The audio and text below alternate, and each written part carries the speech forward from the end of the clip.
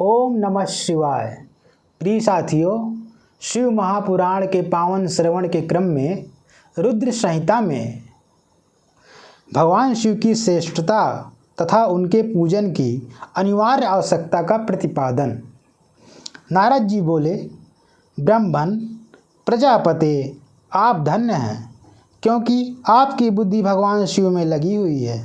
विधे, आप पुनः इसी विषय का सम्यक प्रकार से विस्तार पूर्वक वर्णन कीजिए।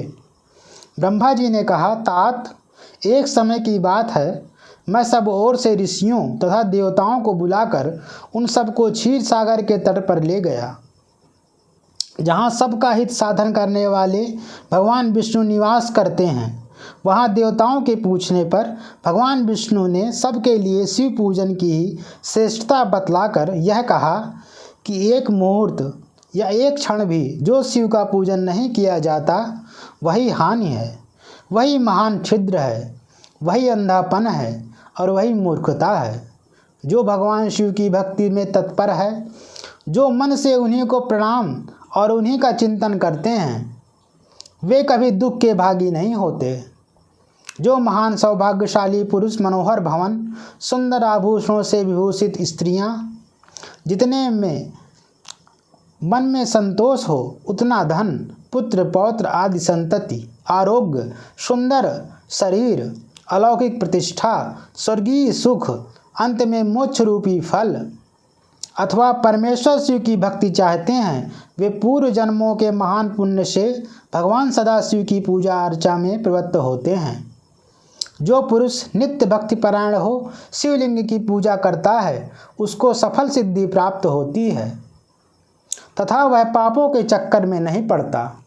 भगवान के इस प्रकार उपदेश देने पर देवताओं ने उन श्रीहरि को प्रणाम किया और मनुष्यों की समस्त कामनाओं की पूर्ति के लिए उनसे शिवलिंग देने के लिए प्रार्थना की।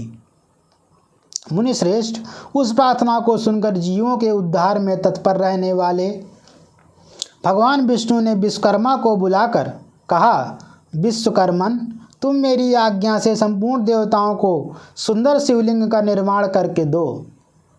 तब विश्वकर्मा ने मेरी और श्रीहरि की आज्ञा के अनुसार उन देवताओं को उनके अधिकार के अनुसार शिवलिंग बनाकर दिए।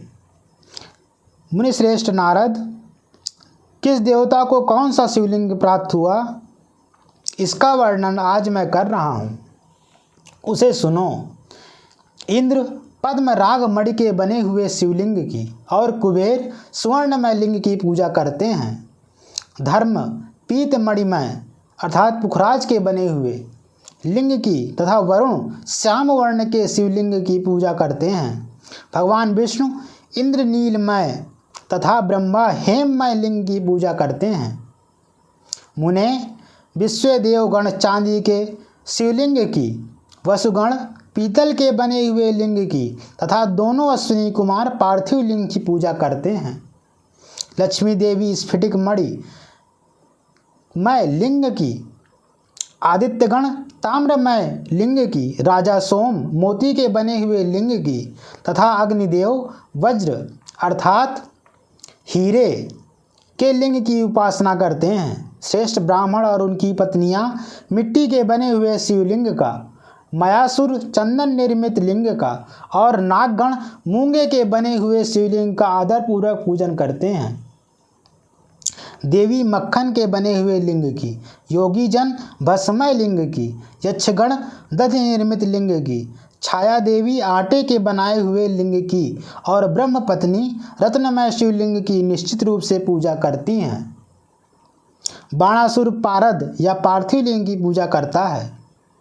दूसरे लोग भी ऐसा ही करते हैं। ऐसे ऐसे शिवलिंग बनाकर विश्वकर्मा ने विभिन्न लोगों को दिए तथा वे सब देवता और ऋषि उन लिंगों की पूजा करते हैं। भगवान विष्णु ने इस तरह देवताओं को उनके हित की कामना से शिवलिंग देकर उनसे तथा मुझ ब्रह्मा से पिनाकपाणी महादेव के पूजन की विधि भी बताई। पूजन विधि संबंधी उनके वचनों को सुनकर देव शिरोमणियों सहित मैं ब्रह्मा हृदय में हर्ष लिए अपने धाम में आ गया। मुने, वहाँ आकर मैंने समस्त देवताओं और ऋषियों को शिव पूजा की उत्तम विधि बताई, जो संपूर्ण अभीष्ट वस्तुओं को देने वाली है। उस समय मुझ ब्रह्मा ने कहा, देवताओं सहित समस्त ऋषियों, तुम प्रेम परायण होकर सुनो। मैं प्रसन्नतापूर्वक तुमसे शिव पूजन की उस विधि का वर्णन करता हूँ जो भोग और मोक्ष देने वाली है। देवताओं और मुनीश्वरों, समस्त जंतुओं में मनुष्य जन्म प्राप्त करना प्रायः दुर्लभ है।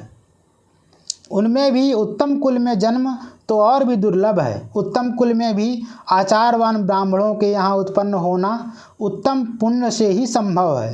यदि वैसा जन्म सुलभ हो जाए तो भगवान शिव के संतोष के लिए उस उत्तम कर्म का अनुष्ठान करे जो अपने वर्ण और आश्रम के लिए शास्त्रों द्वारा प्रतिपादित है। जिस जाति के लिए जो कर्म बताया गया है उसका उल्लंघन ना करे। जितनी संपत्ति हो उसके अनुसार ही दान करे। कर्म में सहस्त्रों यज्ञों से तपोयज्ञ बढ़कर है। सहस्त्रों तपोयज्ञों से जप यज्ञ का महत्व अधिक है। ध्यान यज्ञ से बढ़कर कोई वस्तु नहीं है।